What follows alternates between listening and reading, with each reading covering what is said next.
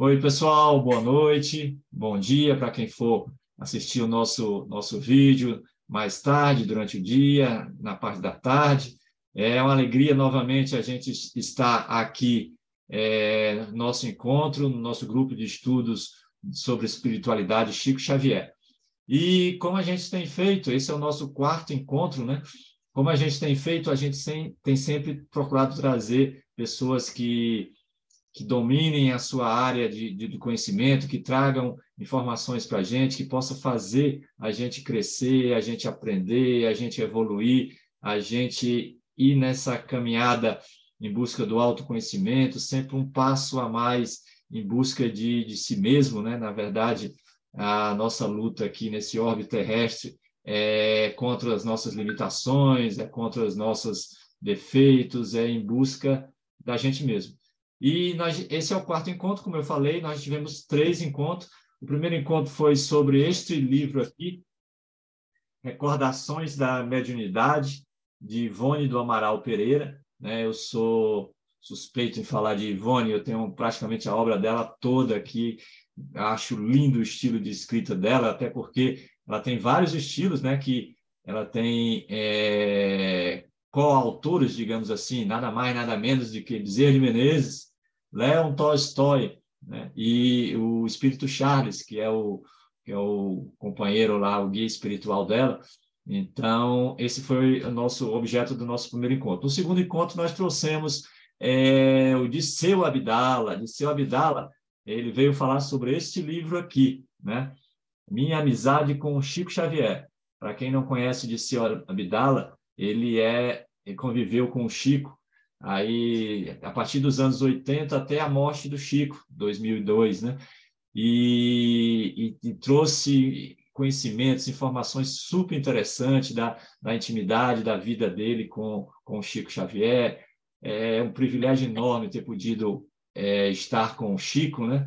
E ele veio trazer essa experiência para a gente. Nosso terceiro encontro foi com a Carla Pontual, querida Carla Pontual, que ela veio nos falar também do livro dela.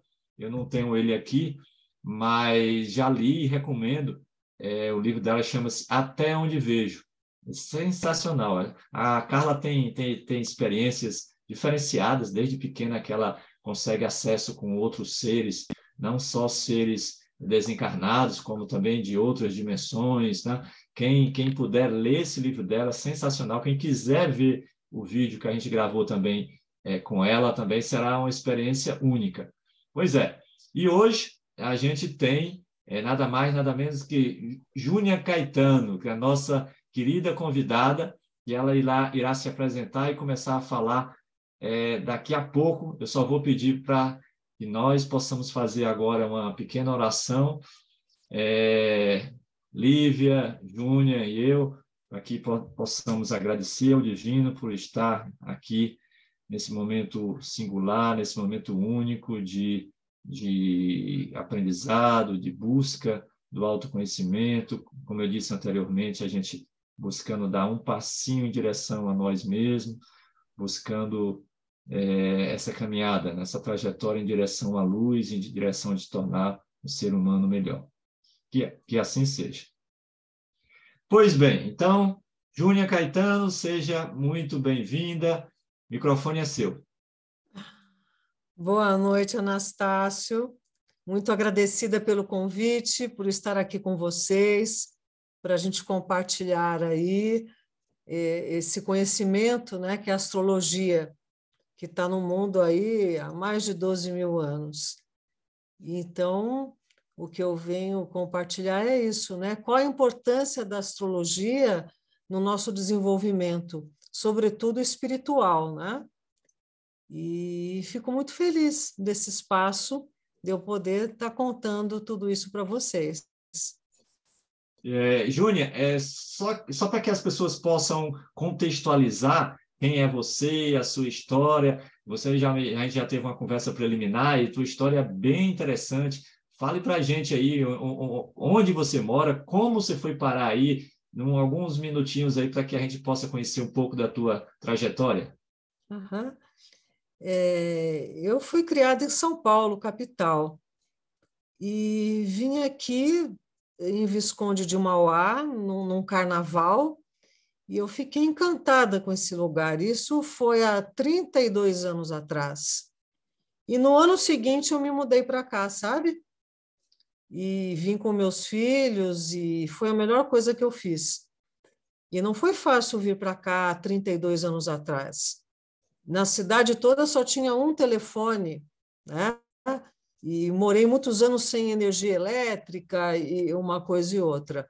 Mas eu senti que era a minha busca, que eu tinha que ir para um lugar mais próximo da natureza, para ter uma vida mais minimalista, mais alternativa. E fiquei muito feliz de vir para cá. Morei também no litoral norte de São Paulo alguns anos, lá em São Sebastião, onde aconteceu agora essa tragédia, né? Essa chuvarada. E, enfim, né? Mas eu me dedico à astrologia há 28 anos que eu me dedico totalmente à astrologia.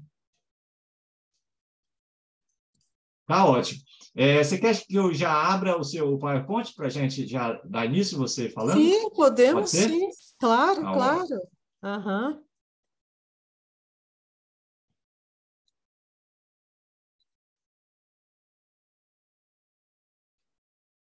Ok, já estão todos vendo?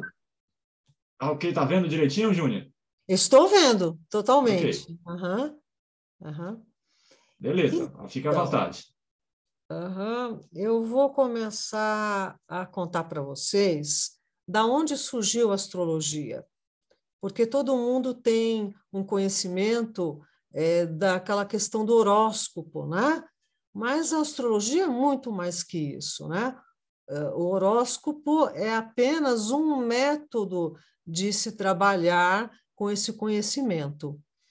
E a astrologia, ela veio lá da Suméria. A Suméria, como vocês estão vendo aqui esse mapazinho, né? É o atual Iraque, é ali na Babilônia, entre os rios Tigre e Eufrates, né? Na Mesopotâmia. A gente aprende isso na escola, né? E é ali que surgiu a primeira civilização do mundo, que é a Suméria, documentada, né? E os sumérios aprenderam com aqueles que do céu vieram à terra, que eles chamavam de Anunnaki, os deuses, que na verdade eles não eram deuses coisa nenhuma, é que eles tinham um conhecimento muito avançado. E esses sumérios aprenderam com isso. Júnior, Sim, me permite te interromper. Só para que fique caracterizado, se a gente tiver alguma dúvida, a gente espera chegar ao final da sua apresentação ou pode te interromper e perguntar? pode perguntar, pode perguntar. Às vezes a resposta vai estar no meio da apresentação, mas pode É, ficar à vontade. Uhum, ok, obrigado. nada. Então, esses deuses lá da Suméria, eles deixaram tudo o que a gente sabe, né? A linguagem, a roda, a escrita, o uso do betume. Naquela época, eles já faziam cirurgias de catarata, imagine só, e deixaram a matemática, a contagem do tempo e também astronomia e astrologia. Então, a astronomia e a astrologia não eram separadas. Elas foram separadas por bula papal na Idade Média, assim como a química da alquimia. Então, na antiguidade, lá na Suméria, eles eram sacerdotes, astrônomos, astrólogos, que eles pegavam e traduziam as mensagens do céu e desses deuses para a hierarquia leiga. Olha aqui dois astrólogos, né? Astrônomos, no alto do zigurate, olhando para o céu, né? E ali examinando e vendo os ângulos dos planetas e tudo isso. Pode passar. Eu tenho uma dúvida, Júnior, você falando ali dessa região da Suméria, eu me lembrei com a questão temporal. A época de Abraão, porque lembrando que Abraão também sai ali da região de U, né, em busca da Terra Prometida. A época de Abraão, ainda existia essa tradição dos sacerdotes, ou essa tradição dos sacerdotes foi anterior a Abraão, foi contemporânea? Você tem essa informação? Sim, eu vou mostrar ali mais para frente um pouquinho, eu vou Ah, falar tá. sobre isso, mas é intimamente ligado, né? O pai de Abraão, ele se chamava Terá, e ele era um pronunciador de oráculos. O pai de Abraão servia a Nanarsim, lá em Ur dos Caldeus, sabe? E Abraão tem tudo a ver aí com esses deuses aí da Suméria. Ok. Aqui nessa imagem, desculpe, você queria perguntar alguma coisa? Ok, eu entendi. Então, mas o Abraão ele já estava, digamos assim, no auge dessa questão dos sacerdotes, ou já estava na decadência dessa tradição dos sacerdotes? Você poderia contextualizar assim, ou Sim, o pai dele era um sacerdote, era um né? Tá, sacerdote, servia a casa de Nanarsim. Ele se chamava Terá, ou Tir-U. Tir-U era um título, sabe? certo. É, tipo um pronunciador de oráculos. Ele interpretava os sonhos, sabe? Então, o Abraão era de uma dinastia ali dos hebreus, né? Ibri, que significa os que são do outro lado do rio Eufrates, né, lá na Mesopotâmia. Então, eles vêm de uma linhagem muito importante, sabe? Eles não eram qualquer um, digamos assim. Ao contrário. E Abraão acabou tendo uma grande missão aí com relação a esses deuses também, sabe? Num determinado momento. Ok, E entendi. uhum. Aqui nessa imagem está a Babilônia. Olha aqui o portal de Shitar, né? Aqui a entrada da Babilônia, os jardins suspensos da Babilônia, e aqui o zigurate. O zigurate, lembram naquela outra imagem onde estavam os sacerdotes, astrônomos, astrólogos, né? Eles estavam aqui em cima, nesse alto, e nesse zigurate não era qualquer um que podia ir, não. Eram só os deuses, os autorizados e esses sacerdotes astrônomos astrólogos. Era do alto desse zigurate que esses deuses eram vistos voando, saindo daí com seus pássaros divinos, né? Que provavelmente eram naves. Então, era um lugar de destaque. Zigurate é uma pirâmide em degraus, sabe? Isso era muito comum lá na Suméria. Então, o caldeu significa contemplador de estrela, e os gregos chamavam a Babilônia de Caldeia, né? E os astrólogos, astrônomos, de caldeus, né? Babilônia, Babel, quer dizer portal dos deuses, né? Então, ali aconteceram muitas coisas da nossa história, né? Nessa Babilônia. Ah, sim, aqui do lado, essa peça aqui, foram encontradas inúmeras, ela se chama Kudurru. É uma peça, vejam quantos símbolos tem aqui. Aqui tem o símbolo da lua, né? Que é o do deus Nanarsim, tem o símbolo do sol, que é o do Tushamashi, e tem o símbolo de Inanna Ishtar, né? Que é a estrela de 8 pontas. Então, eles tinham aí uma riqueza de simbologia e deixaram tudo registrado aí para a gente.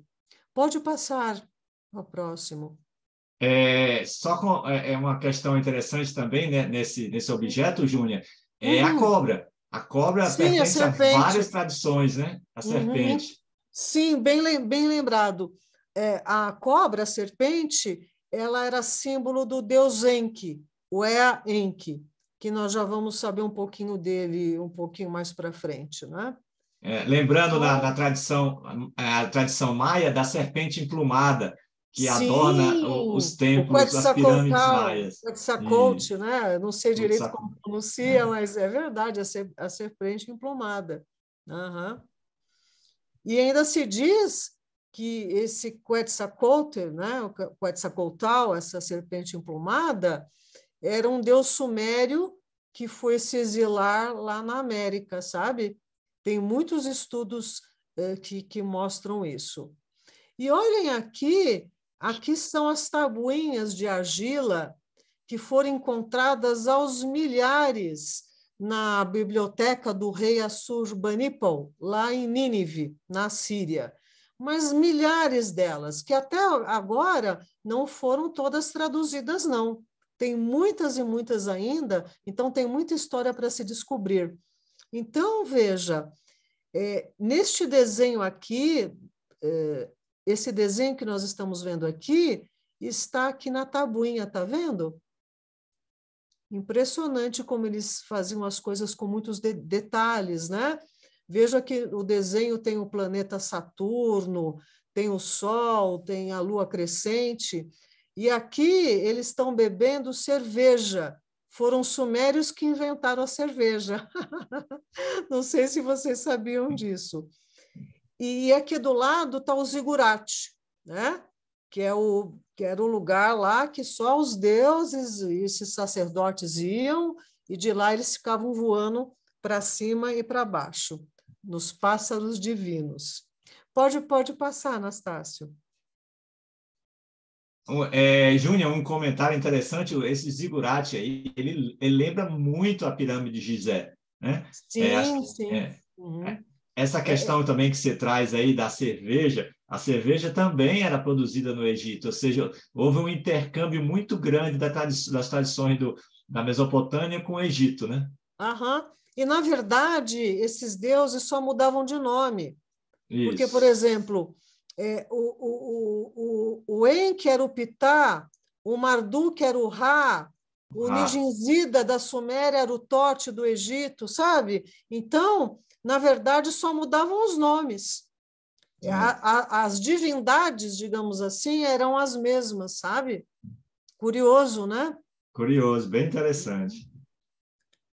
Pois então, esses deuses lá da Suméria, eles mudavam de governo, mudavam o bastão, né, do poder, conforme mudava a era astrológica.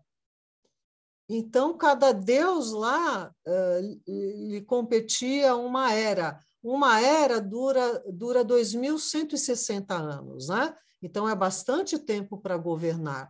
E esses deuses viviam muito, então eles pareciam imortais, mas não eram. Eles tinham o seu tempo de vida, mas era muito, muito maior do que a dos humanos, né? Na verdade, naquela época, os humanos viviam bastante. Matusalém, 900 e poucos anos. Abraão, ele foi ser pai depois dos 70 anos e viveu mais que 100 anos, né? Então, a longevidade era outra. Então, veja, na Era de Touro, que foi 4.000 antes de Cristo aproximadamente, foi o deus Enlil e o seu clã que governou. E foi quando fundaram Nippur, que se chama Morada da Passagem. Era o centro científico e religioso da Suméria. Era o lugar Dur-Anki, ligação céu-terra. E justamente na Era do Touro que se começou a contagem do tempo. Foram os sumérios que deixaram esse legado, o tempo 1260. Esses deuses, eles usaram um 10 mundano e um 6 celestial para formar a base 60. E aí eles inventaram o sistema sexagesimal, né? Que permitiu uma contagem infinita, e, enfim, uma série de avanços, né? Vieram desses deuses aí da Suméria. E justamente foram eles que começaram o primeiro calendário registrado na Terra, que foi ali em 3.761 a.C., que é o calendário judaico até hoje, né? E lá em Eridu que isso começou. Eridu quer dizer casa longe de casa, né? Porque esses deuses vieram de outro lugar, né? Eles não eram daqui. Pode passar, Anastácio. Depois da Era do Touro, veio a Era de Áries, 2000 a.C. aproximadamente. E essa era do deus Marduk, que quer dizer filho do lugar puro. E aí ocorreu a ascensão da Babilônia. Só que não foi fácil a transição da Era do Touro para a Era do Carneiro. Teve a primeira guerra nuclear da humanidade. Isso aí está registrado como a destruição de Sodoma e Gomorra. E é muito interessante essa história comprida, é longa, mas teve aí, era uma briga desses deuses, porque Marduk era para assumir a Era de Áries, e Enlil não queria dar espaço. E Marduk começou sua campanha nas terras do outro deus Enlil, que não gostou nada disso. E aí provocou essa guerra nuclear, que a gente conhece lá com esse conflito, né, de Sodoma e Gomorra. Então, depois que isso aconteceu, essa guerra nuclear ocorreu, o vento do mar Mediterrâneo soprou essa radiação lá de Sodoma e Gomorra lá para o outro lado, em direção à Suméria. E aí foi o fim da civilização suméria. Mas a Babilônia do deus Marduk não aconteceu nada, como que por um milagre. E a Babilônia era ali do lado de Ur, né? Era muito pertinho. Mas o vento só atingiu a Suméria. E aí Marduk falou, tá vendo? O destino estava comigo. O destino era de eu reinar, né? Então, até essa Era de Áries, os deuses guerreavam entre si e os homens por seus deuses. A partir dessa Era de Áries, 2000 depois de Cristo, 2000 antes de Cristo, os homens guerrearam entre si em nome dos seus deuses. Pode passar, Anastácio. E aí veio a Era de Peixes, que é essa que nós estamos finalizando. A Era de Peixes tem a ver com a Enki e o seu clã, e foi o início da Era Cristã. E existe muita similaridade entre esses conceitos, todos desse Deus Enki, com a Igreja Católica Apostólica Romana, a começar dos trajes. Olhem aqui, né? Esses aqui são sacerdotes peixes, né? Eles se vestiam assim. Aqui eles estão diante de um paciente promovendo cura. Se vocês repararem, as vestes papais são muito parecidas com essas vestes desses sacerdotes.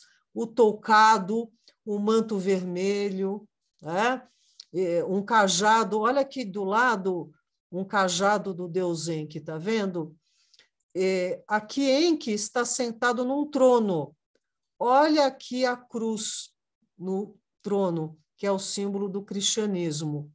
A cruz é o símbolo do planeta deles, que era o planeta do cruzamento, porque o planeta deles, de vez em quando, cruza aqui a nossa órbita, sabe?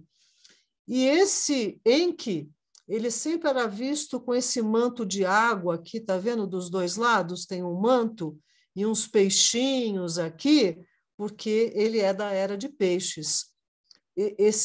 Essa água aqui simbolizava o rio Eufrates e o rio Tigre do outro lado, né? Então, vejam aqui em cima o símbolo da lua, do deus Nanarsim, o símbolo de Nana Ishtar, a estrela. Então, essa era que está findando tem muito a ver aí com esse clã de Enki, não é? inclusive a liturgia da Igreja Católica Apostólica Romana e tudo isso. Pode passar. E agora nós estamos indo da era pisciana, que é a era do crer, para a era de Aquário, que é a era do saber. E é um choque, né? Porque nós estamos saindo do emocional para ir para o mental, nós estamos saindo de uma pegada, de um conceito extremamente religioso para ir para um conceito totalmente tecnológico, né? Então, muita coisa aí já está mudando, né? Pode passar, Anastácio. Pois então, esses deuses, eles tinham uma coisa que era o seguinte: sorte e destino. Até eles, para eles, o destino era inexorável, não tinha como escapar do destino. Mas a sorte, sim, você podia usar e abusar da sorte. E se você conhece o seu destino, você pode jogar melhor com a sorte. E aqui está, vejam esses deuses diante da árvore da vida, aqui nessa imagem. Aqui em cima, olha, tem um outro deus aqui numa navezinha voando lá no céu. Olha que essas criaturas com rosto de pássaro e criaturas aladas, eles usavam muito essas bolsinhas, sabe? Essas bolsinhas podem ser algum dispositivo tecnológico. E não sei se dá para vocês repararem aqui, um dos seres com cara de águia, de ave, está com uma pinha na altura da nuca de um outro ser aqui. Vocês estão vendo isso? A pinha simboliza a pineal. A pineal é a glândula que eles chamam de intelecto supremo. É a pineal que nos conecta com o nosso eu superior quando a gente dorme. A pineal só funciona no escuro. Ela chama trabalhador noturno. É no escuro, de noitinha, quando a gente dorme, que ela segrega a melatonina. E isso nos conecta com o nosso eu superior. E o que está acontecendo? As pessoas no dormitório, né, elas têm de tudo. Celular o tempo todo ligado, televisão, computador, luz acesa. Quando é que a gente vai conseguir se conectar com o nosso eu superior se a gente faz tudo o contrário do que pede essa conexão, né? Então, para esses deuses, os sonhos eram muito importantes. O deus Enlil chamou o pai de Abraão para interpretar um sonho que ele teve, sabe? Então, eles tinham grande importância. E a gente quase não interpreta os nossos sonhos, a gente quase não sonha, quase não dorme direito, né? E cheio de estímulos na hora que precisa fazer a conexão, né, com o nosso espírito. E aqui do outro lado, olha aqui nosso sistema solar desenhado, tá vendo? O Sol no centro e todos os nossos planetas. Como é que eles sabiam disso, os sumérios, né? Porque esses deuses que deixaram tudo isso para eles, né? Pode passar. Pois então, e onde é que está essa história de sorte e destino? No mapa astrológico. Aqui eu trouxe como exemplo, né? Aqui está o mapa natal. Esse aqui é o mapa do Brasil, da independência do Brasil. Tudo tem um mapa. Basta ter a hora exata do evento, do nascimento e da situação. É a hora, né? A data, né? A hora e o local que a pessoa está, ou seja, o tempo e o espaço que você vai levantar um mapa da pessoa, e nesse caso aqui é do país, do nosso país, né? Calculado para o dia da independência do nosso país. Então, é nesse mapa natal que está todo o nosso histórico de vida. E vejam aqui, né? São 12 signos, só que, na verdade, um signo é oposto e complementar ao outro. Então, na verdade, são 6 eixos. Então, por exemplo, Áries é oposto e complementar a Libra.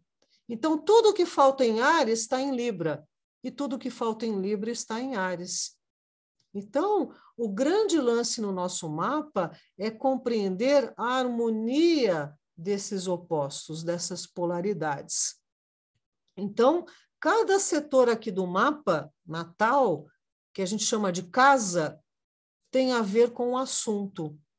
Então, a casa 1 vai falar da tua identidade, da tua aparência, a casa 2 vai falar das tuas finanças, a casa 3 dos teus irmãos e do teu conhecimento, a casa 4 dos seus imóveis e da tua família, a casa 5 tem a ver com os teus filhos, com os seus talentos, a casa 6 é da tua saúde, da tua funcionalidade. A casa 7 é do casamento e também dos inimigos declarados. A casa 8 é das mortes e renascimentos, da sexualidade. A casa 9 é da expansão da consciência, das leis. A casa 10 é da profissão, da sua projeção social. A casa 11 é dos grupos, das metas futuras. E a casa 12 é a última, é um setor de finalização, de espiritualidade. Então, nós nascemos com planetas e informações nesses setores, que vão nos contar dinâmicas, provas e missões que nós temos em cada um desses setores na nossa vida. E os planetas lá no céu formavam ângulos no exato momento que a gente nasceu, que são representados por essas linhas aqui. Essas linhas nós chamamos de aspectos na astrologia. Os aspectos em vermelho são desafiadores, são as nossas dificuldades, as nossas provas, mas também o impulso para a gente se desenvolver. Os aspectos em azul são fluentes, harmoniosos, relacionados a méritos e talentos de vidas anteriores. Então, a gente sabendo o nosso desafio e aonde a gente tem uma boa bagagem, fica muito mais fácil da gente cumprir nosso destino. E como é que a gente sabe do que está acontecendo no momento? É pelos trânsitos no céu, que eu coloquei aqui nesse segundo mapa. Estão vendo uns planetas em torno, do lado de fora do mapa? São os trânsitos, é o que está acontecendo no céu naquele momento. Então, por exemplo, aqui, no caso do Brasil, né? Aqui embaixo, olha, estão vendo um símbolo que é Marte? É um círculo com uma flechinha, isso mesmo, aí mesmo. Marte está nesse setor aí, no mapa do Brasil, desde agosto. Vai sair agora em março. Marte é um planeta que traz agitação, é um planeta das lutas e das conquistas, dos ânimos exaltados. E ele está na casa 4 do Brasil. A casa 4 é o povo, são os bens patrimoniais do país. E nesta casa 4, o Brasil tem a Lua e Júpiter. A Lua representa o povo e Júpiter a justiça. Pois então, olha o que está acontecendo desde agosto no nosso país. Tivemos uma eleição tripolarizada, eu acho que nunca houve algo tão forte assim numa eleição. Nós tivemos a depredação dos 3 poderes, nós tivemos o judiciário superativo e, de certa forma, bastante parcial em algumas situações, e nós tivemos a tragédia em São Sebastião. Então, esse é um exemplo que eu estou dando para vocês do que um trânsito pode nos contar, né? A gente não sabe exatamente o que vai acontecer, mas já se sabia que a chapa ia ficar muito quente no nosso país, né? E, de fato, isso ocorreu, né? Então, é só para a gente assim, ter um exemplo, sabe, Anastácio? Pode Certo, passar para o certo. próximo. Júnior, mas você Uhum. falou até março. Mas É, e a partir de março? Quais são aí as perspectivas? pois é. Nós estamos aqui, Saturno, ele vai ingressar no ascendente do Brasil, ele vai ficar aí 2 anos e meio, sabe? E Saturno é um planeta de provas. E o que o Saturno vai pedir? Contenção, vai pedir seriedade, vai pedir planejamento, tá? Então, as coisas vão precisar apertar um pouco o cinto. E parece que esse novo governo começou um pouco animado, né, com os gastos e tudo isso, as coisas vão ficar um pouquinho mais difíceis, sabe? E hoje, exatamente hoje, que eu ia deixar para o final, mas eu vou comentar, aqui, olha, Júpiter e Vênus, Qual casa? Qual casa, Júnior? casa 2 aqui em Áries, Ca- ó. Casa Aí, 2. exatamente aí, aqui, ó. Vênus, que parece um espelhinho aqui, ó, e Júpiter, que parece um 4, aqui do lado de fora. Aí, exatamente. Hoje no céu, esses dois planetas se encontraram. No signo de Áries, só ocorre a cada 12 anos. Então, é um aspecto muito agraciado. Esses dois planetas são benéficos, digamos assim, né? E está ocorrendo na casa das finanças do Brasil, que é uma beleza, né? Traz prosperidade, traz crescimento e uma série de coisas. Mas qual é o cuidado de Júpiter? Excessos, né? Então, o cuidado aqui é mau investimento, é a inflação, taxa de juros alto e gastança. Então, a gente tem que observar, né? Pode passar, Anastácio. Ok.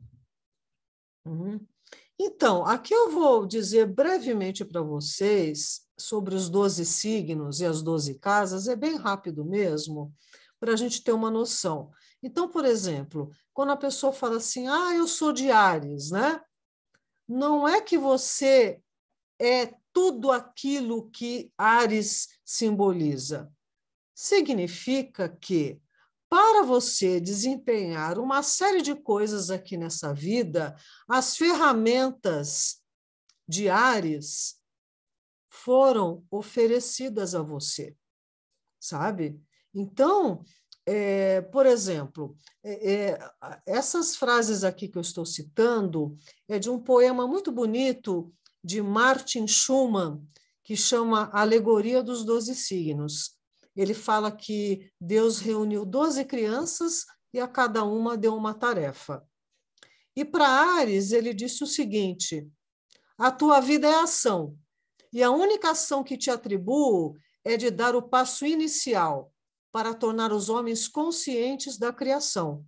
Por este trabalho, eu concedo-te a virtude do respeito por si mesmo.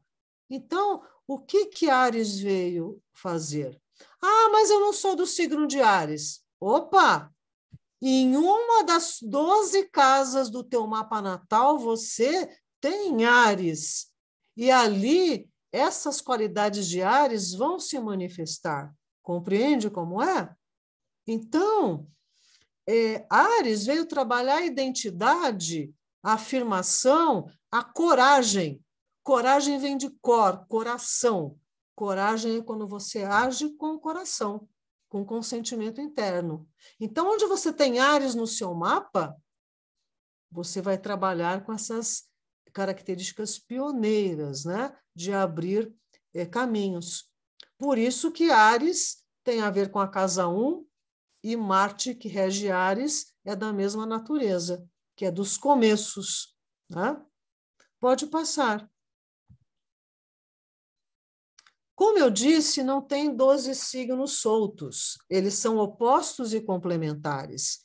O signo oposto e complementar a Áries é Libra, a balança.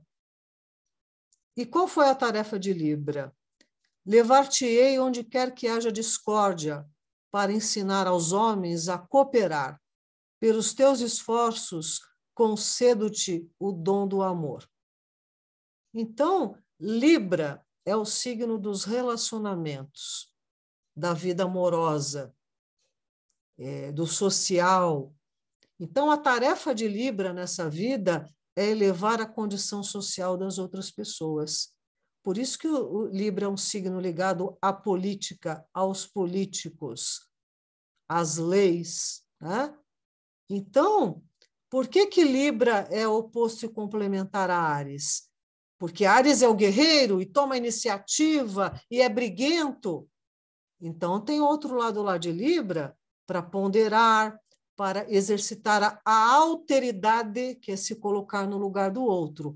Mas se Libra também só se anular, ficar em cima do muro, perdido em decisões, não vai a lugar nenhum. Por isso que tem que ajudar a trabalhar, a receber o outro lado de Áries. Compreendem como é essa dinâmica? Podemos passar, Anastácio. Touro. Touro é um signo de terra, da manifestação da matéria. A tarefa de Touro é mostrar a luz que existe nas coisas materiais. Só que Touro se embaraça com isso e se apega e se agarra, não é?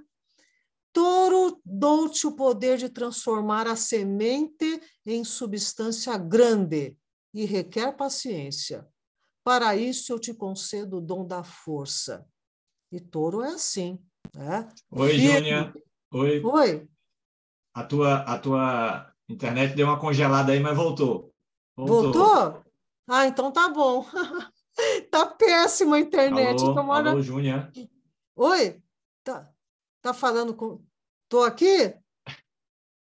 Beleza, voltou. A conexão Voltou. tá ruim, viu? Continue, por favor. Uhum. Então, Acontece, tem problema não. Touro tem a ver com o dinheiro, com a energia monetária, com os valores, né? Então, o cuidado aí é a possessividade, é a retentividade, é o apego, né? Mas a tarefa de Touro é materializar. Pode ir para o próximo. E o signo oposto e educador de Touro é Escorpião. Escorpião é água, só que a água de Escorpião é profunda, é como a água de um poço, límpida, fresca, mas dá trabalho para cavar e para içar a água, ou a água de um pântano, cheia de vida. Mas quem é que mergulha num pântano? Então, Escorpião é emoção profunda. Escorpião, verás tanto do homem como animal e lutarás tanto com os instintos em ti mesmo que perderás o teu caminho. Mas quando finalmente voltares, eu não estou lendo aqui o resto que está... Voltares. Terei para ti o dom supremo do propósito. Então, Escorpião é um signo de poder. Onde é que você tem Escorpião no seu mapa natal, você vai lidar com mortes e renascimentos, com potencial de realização. E aonde você tem Touro no seu mapa, você vai lidar com a manifestação da matéria. Então, a casa de Escorpião é a casa 8, da intimidade sexual. A casa 8 é do relacionamento sexual, que é diferente da relação sexual. Escorpião exige intimidade, construção, né? Então, é um setor bastante profundo. tem a ver com as nossas heranças e tudo isso, né? E com as dívidas também. Pode passar, Anastácio.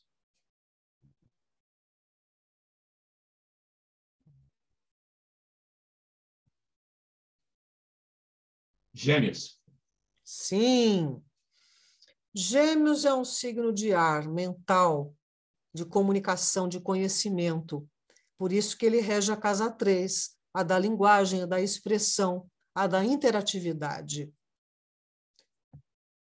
Gêmeos, tu nunca saberás por que os homens falam ou escutam, mas na tua busca pela resposta encontrarás o meu dom reservado a ti, o conhecimento. Então, o geminiano é assim.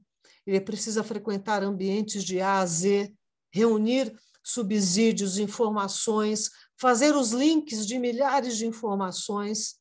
Dizem que em Gêmeos tem duas caras. Na verdade, ele tem múltiplas. Isso não é hipocrisia. É conseguir falar com cada um a sua linguagem. Então, Gêmeos é versátil e também volúvel. Então, onde é que você tem Gêmeos no seu mapa, você vai lidar com essa tarefa da interatividade e do conhecimento. Pode passar.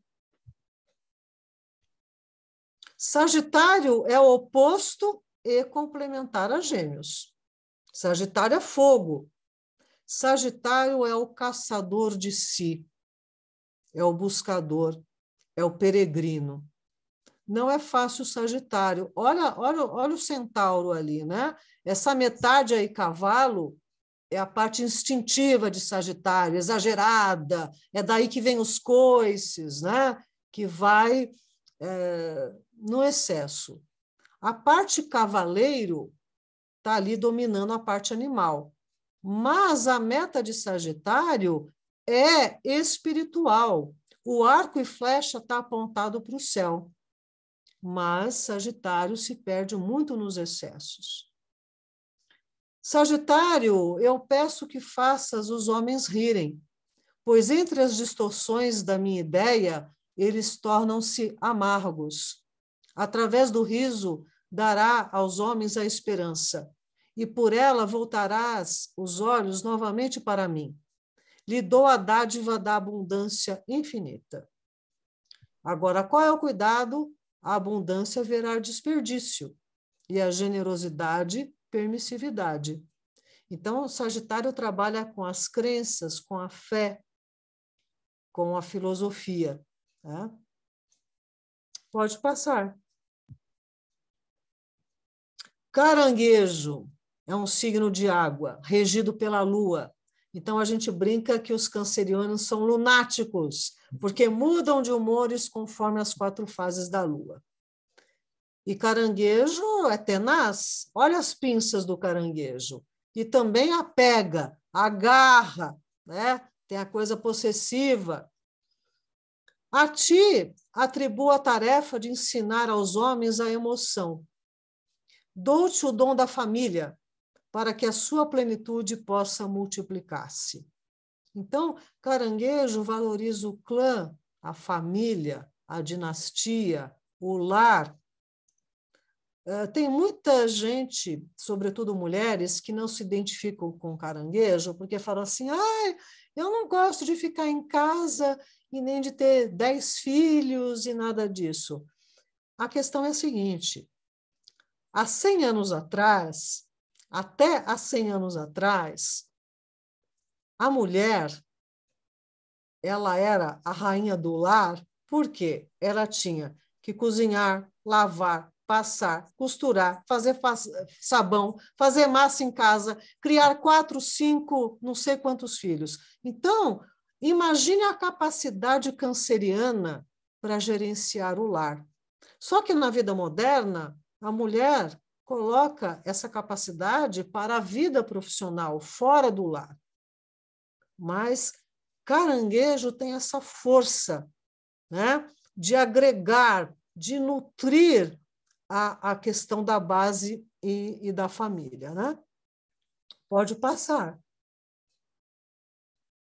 Capricórnio, oposto e complementar a caranguejo. Por quê? o Capricórnio, ele rege o ponto mais alto do mapa, que é a carreira. Então, enquanto o caranguejo está lá na casa 4, segurando a base, o Capricórnio está lá em cima no mundo, ganhando pão, deixando a sua marca.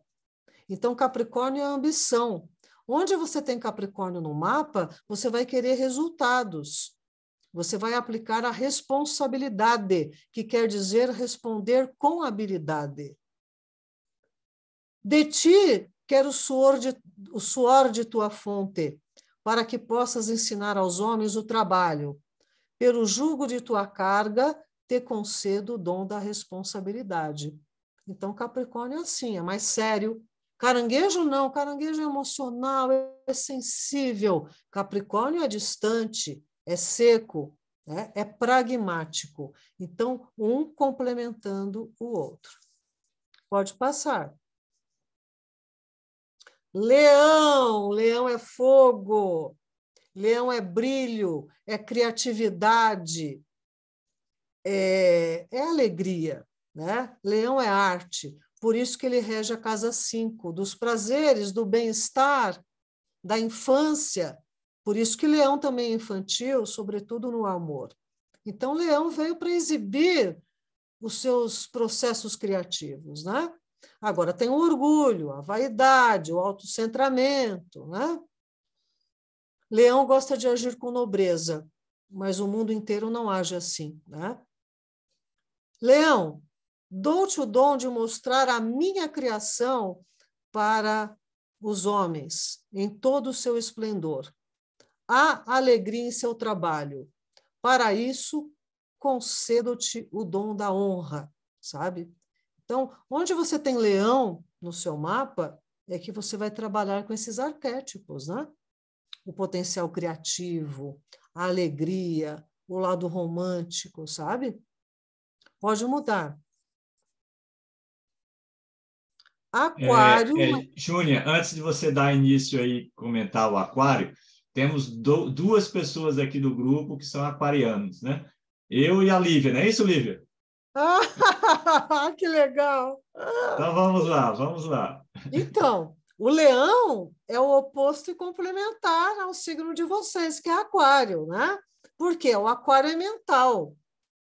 Enquanto o leão veio trabalhar individualidade, indivíduo é o que não se divide, é o que é íntegro, o aquariano veio trabalhar a tribo, ele veio trabalhar a coisa humanitária. Qual é o cuidado? Sectarismo. Só minha tribo, só minha turma é o tal, sabe? Mas aquário tem a ver com o mental superior, com o mental coletivo da humanidade. Aquário é um signo de libertação, de despertar, né? Aquário é um signo de inovação, ele é experimental, sabe? Por isso que ele é um pouco distanciado das emoções. Você sabe que aquariano ele tem um mecanismo de defesa que, quando ele não está gostando de uma situação, ele gela a outra pessoa. Isso dói mais do que se avançasse em alguém, sabe? Porque aquário ele consegue, sabe, trazer esse distanciamento. A ti dou o conceito de futuro, para que, através de ti, o homem possa ver outras possibilidades. Concedo-te o dom da liberdade, de modo que, livre, possas continuar a servir a humanidade onde quer que esteja. Então, a tarefa de aquário é essa: despertar, levar o conhecimento, né? Elevar o mental. Agora, aquário é excêntrico, né? Essa excentricidade ela pode ser construtiva ou não. O aquariano ele pode ser rebelde ou revolucionário, né? Ele pode ser voluntarioso ou criativo. Então, tudo depende de como a gente lida, né? E Júnia, esses arquétipos aí do desenho, o que significam? Aqui, esse de superior aqui, parece um sol. Pois eu acho que é um sol aí, né? Ou pode ser aí o planeta Urano mesmo, né? Que é o regente de Aquário, sabe? Certo. Eu A vejo caveira, qual o significado da caveira? Saturno, antes de Urano ser descoberto, né, era que regia Aquário. E Saturno tem essa pegada com os ossos, com o crânio, né? Você sabe que nos ossos é que está toda a memória, está todo o conhecimento. Por isso que a caveira é um símbolo de ocultismo, não pelo mal, mas por encerrar em si a memória, né? Guardar o conhecimento. É interessante esse desenho aí que envolve a caveira, porque passa por entre ele uma estrada que leva a um cume onde ele está dourado. Então, Aham. provavelmente aí nós temos aí, ou seja, uma pedra filosofal em cima desse monte, ou até um vulcão aí de lavas, né? Dependendo da Uhum. interpretação, né? Pois é, né? Para se atingir o conhecimento, você precisa morrer, né? Morrer para o passado, para aquilo, para a ignorância, né? E- Sobretudo, né?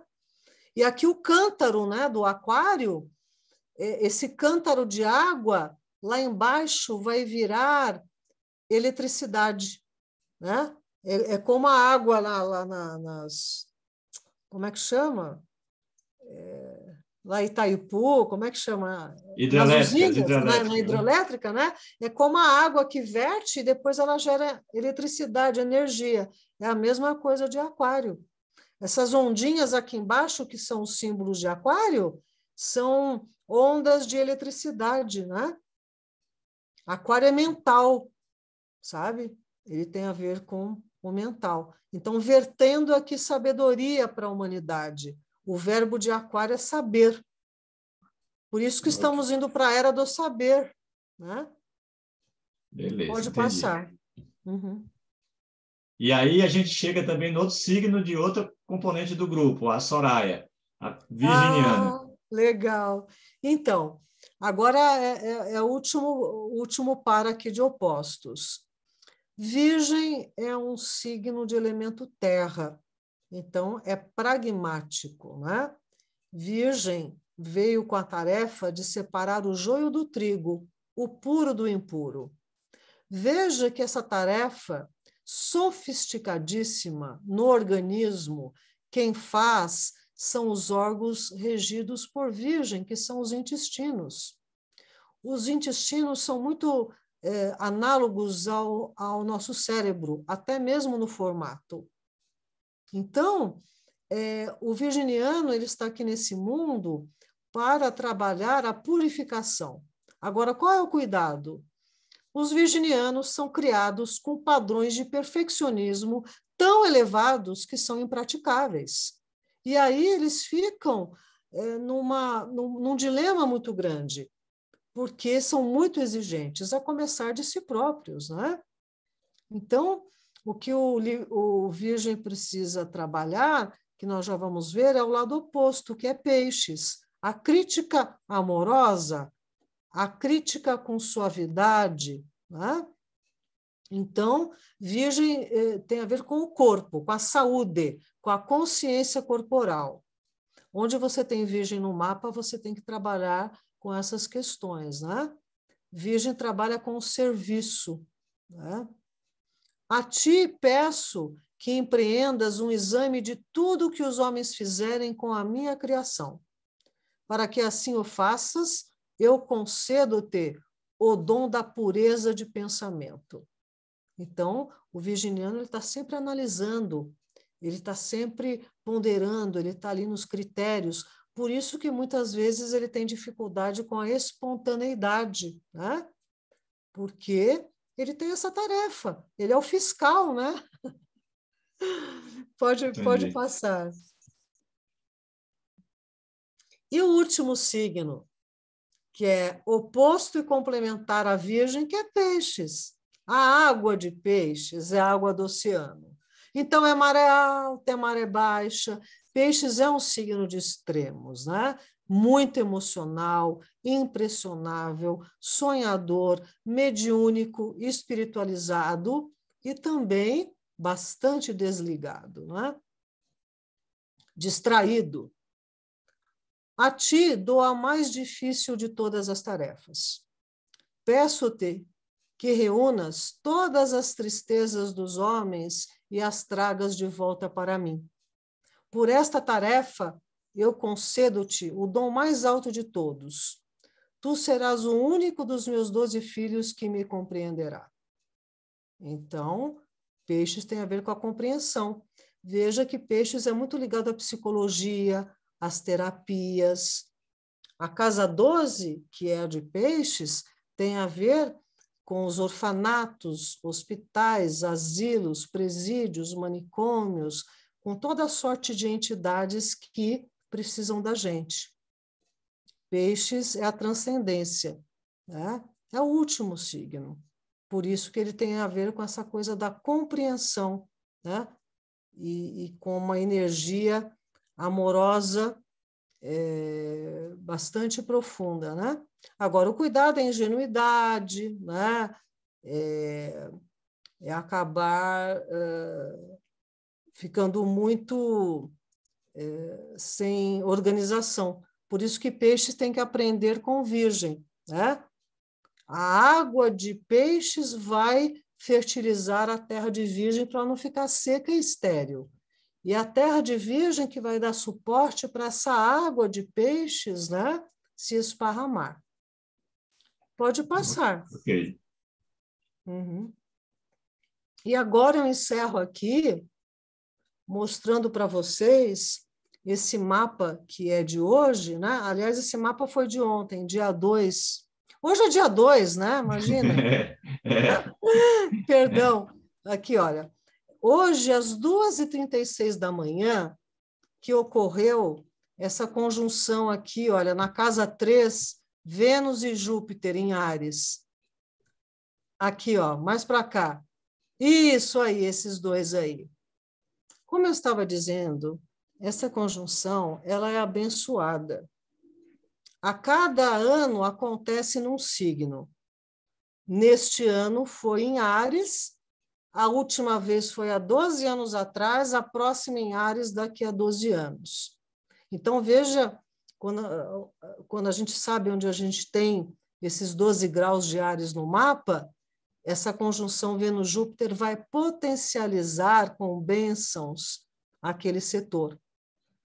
E justamente esses astrólogos lá da Babilônia, eles disseram o seguinte, que quando Vênus e Júpiter se encontram visíveis, os pedidos dos homens na Terra alcançam o coração dos deuses no céu. Então, é um momento lindo de ver, né, esses dois planetas brilhantes juntinhos lá no céu e trazendo as dádivas, né? Ou seja, os pedidos dos homens na Terra alcançam o coração dos deuses lá no céu. Então, eu encerro dizendo isso, né? Que a gente eleve o nosso coração, eleve nossa consciência, nosso pensamento para nossas vidas, para a vida do nosso país e para a vida do nosso planeta, né? Porque dentro de uma série de trânsitos difíceis, esse aqui é uma dádiva, né? É um conforto, é uma proteção, bastante iluminado. Ok. Posso fechar o PowerPoint? Terminou essa parte? Já. Sim. Ok. Ótimo. Lívia, Verbena, Soraya, se tiver alguma pergunta, tá? Eu tenho umas 2 ou 3 aqui, o Júnior. Posso fazer? Pode, claro. Tá. Então, vamos lá. A pessoa que estiver interessada em fazer o mapa com você, como é que entra em contato? Você poderia deixar aí o seu contato? Me explica como é que é o trabalho, você atende online? Explica tudo essa questão operacional para a gente. Uhum. As pessoas podem me contatar pelo meu e-mail, né? Depois eu posso deixar aí na descrição. Uhum. A minha agenda está estendida. Eu até fico assim constrangida por não ter uma prontidão agora, mas o ano passado eu fiquei mais de 4 meses sem poder trabalhar E então as pessoas que me esperaram, eu estou fazendo o estudo delas agora, né? Então eu estou agendando para julho. Está longe, mas ao mesmo tempo está perto, né? Mas, enfim. E eu faço assim. A primeira parte do estudo é do mapa natal, que fala do histórico de vida da pessoa. E a segunda parte do estudo é de previsão para tendências de acontecimentos para o período de um ano. E eu gravo os 2 arquivos e mando por arquivo de voz para o e-mail da pessoa. Claro que a gente conversa antes e depois, se a pessoa tendo dúvidas, conversaremos também. E para se levantar o mapa, é necessário a data de nascimento e a hora mais exata. Às vezes a pessoa diz que nasceu às 2 eram 14, né? Aí dá um mapa errado. E cidade, estado, país em que nasceu. Certo, certo. Lívia, tem alguma pergunta, Lívia? Verbena? Lívia, tu tá sem som. Eu estou aqui só ouvindo. Eu ainda estou meio ruim, mas Na garganta, maravilhoso. né? A Lívia teve ruinzinha. Oh, muita saúde para você, querida. Obrigada. Sou aquariana, né? Acho que tem um pezinho em peixes, porque no finalzinho, lá, dia 18 já, pelo menos quando a gente faz lá, de influência, né? Não me sinto tão aquariana, né? Em alguns aspectos só. Mas muito bom o trabalho. Vi aí, né? Acho que alguém do grupo comentou que está lotado. Que bom. Muito, muito bom o trabalho, Júlia. Eu adorei. Muito obrigada, muito agradecida. Falar nesse assunto que a Lívia trouxe aí, para o pessoal que está nos ouvindo, a Júnia tem um canal no YouTube, né, Júnia? Que Sim. você periodicamente coloca alguns vídeos tratando exatamente dessa temática que você trabalha. Agora, Júnia, aqui para a gente encerrar, eu queria fazer uma ligação entre aquele primeiro assunto que a gente conversou de hoje e o segundo assunto principal, que foi o teu trabalho. Queria que tu passasse para as pessoas aí qual é a tua experiência de morar em Visconde de Mauá. Para quem não sabe o que é Visconde de Mauá é uma cidadezinha bem pequenininha, ali no próximo, no estado do Rio de Janeiro, na direção de São Paulo, depois de Resende. Quem está indo ali na direção Rio de Janeiro, São Paulo, passa Resende, aí entra à direita, você tem ali Penedo, sobe a serra, tem Serrinha, e lá no final tem Visconde de Mauá. Então, passa para as pessoas aí, as pessoas que têm essa necessidade de ter contato com a natureza, mas nunca conseguiram ir por medo, vou largar meu emprego, não tem a insegurança. Conta aí para a gente essa tua experiência, a tua dificuldade e também o lado bom que trouxe essa mudança, essa guinada na tua vida. Uhum.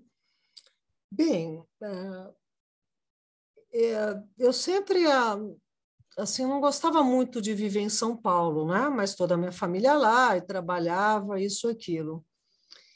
E quando eu vim aqui em Visconde de Mauá, quando eu comecei a subir a serra, há 32 anos atrás, eu me lembrei de um sonho quando eu era criança.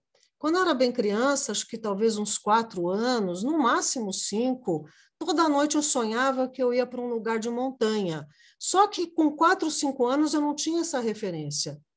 Eu morava em São Paulo, né? Nunca tinha ido para montanha nenhuma. E aí, nesse sonho, eu me lembro que todo dia eu ia para esse lugar.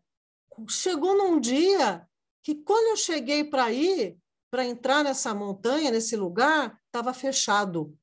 E eu me lembro que eu fiquei muito mal. Eu era criança, eu fiquei mais muitos dias abalada com isso, sabe? E quando eu subi aqui a serra, me veio que era esse lugar aqui, sabe? E aí, depois de um ano, eu vim para cá, vim morar aqui. E é claro que não foi fácil. Quando a gente toma uma decisão de alma, não é fácil. Tudo quanto é coisa aparece para nos impedir, e se a gente for esperar um momento ideal, nunca vai rolar. Então, não foi fácil viver aqui. Como eu falei, tinha só um telefone, a cidade inteira fazia fila para usar o telefone, né? Morei aqui 4 anos sem energia elétrica. Enfim, não foi fácil. Mas por quê? Porque eu queria um outro tipo de vida, né? E precisei para o litoral norte, morei em Maresias, em Boiçucanga, em São Sebastião, justamente porque aqui não tinha tanta estrutura assim para os estudos dos meninos, mas depois logo voltei. E estou aqui até hoje, né? Mas foi um chamado da minha alma. Eu sabia que eu tinha que vir. A minha família ficou desesperada, que eu vim para cá com os 2 filhos pequenos e com uma mão na frente e outra atrás, mas eu sentia, eu sabia que eu tinha que vir, sabe? Eu tinha que aproveitar que era aquele chamado, era aquela hora que eu tinha que vir, né? E no meu caso foi assim, né? Tem outras pessoas que vêm depois que se aposentam, e, enfim, cada pessoa tem o seu esquema, né? Mas o meu chamado foi esse, sabe, Anastácio? Júnior, faria tudo de novo? Sim, foi a melhor coisa que eu fiz, foi vir para cá na minha vida. Melhor coisa. Mas não me arrependo nada, nada. Enumera para a gente pelo menos umas 2 grandes vantagens que tem morar onde você mora, junto à natureza. O silêncio, eu amo o silêncio. O céu daqui, você parece que pega as estrelas com a mão, é uma coisa impressionante, a limpidez. Aqui onde eu moro, na minha casa, eu estou a 1.400, 1.500 metros, né, acima do nível do mar. Então, é bastante alto. É frio, bastante frio, né? Não tem apelos. Qualquer coisa você precisa ir para Resende, né? Você tem que ir para outro lugar.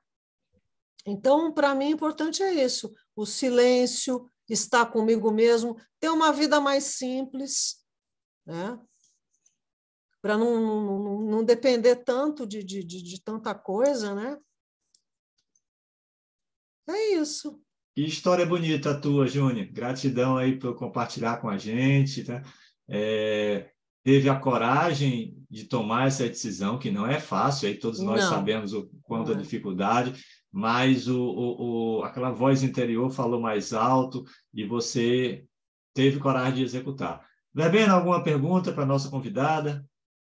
Tem alguma pergunta para ela? Alguma coisa?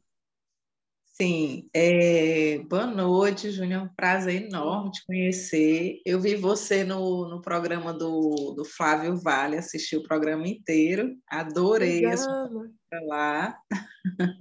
Obrigada. Eu queria lhe fazer uma pergunta. Você trabalha com cartas de tarô também? Não. Eu conheço, admiro, gosto, e é uma linguagem fantástica também, né? Maravilhosa, uma ferramenta. Mas profissionalmente é só um mapa astrológico mesmo. Tá certo. Eu ia lhe fazer uma pergunta sobre o tarô, mas tudo bem. Obrigada pela palestra. Eu que agradeço a presença, muito agradecida. Júnior, voltando à questão ainda da localidade, é Itatiaia a serra aí, né? A Itatiaia fica um pouco antes, né? Mas pertence a Itatiaia. Passa Itatiaia, você entra em Penedo.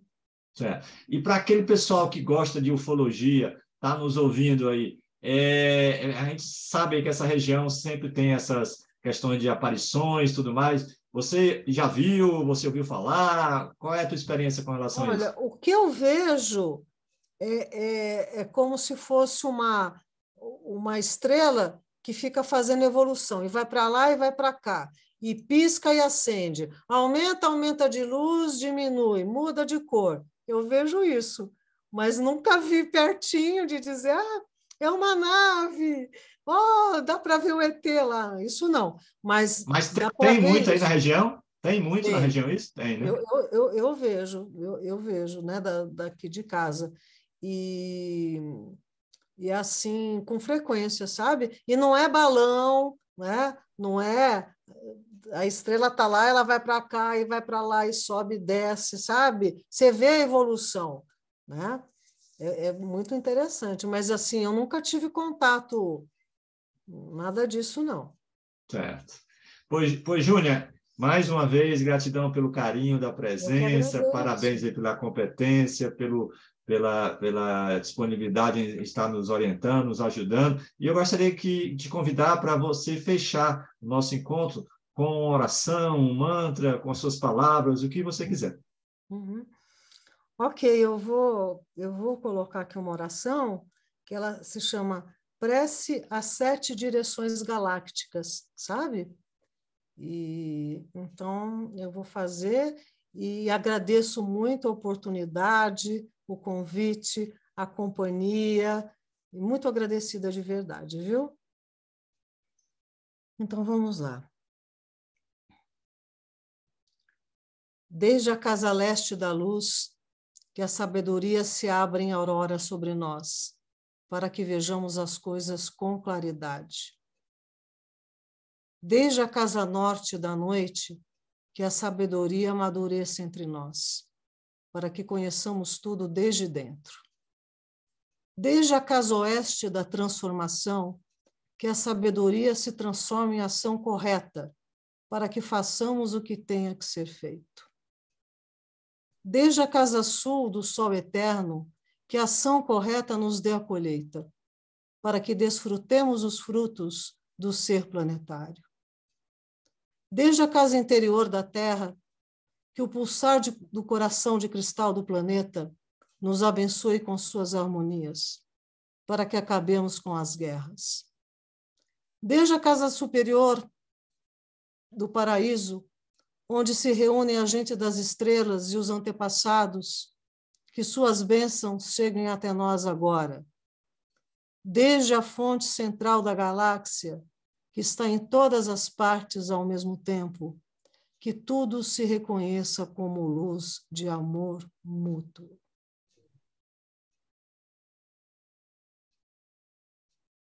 Amém. Amém.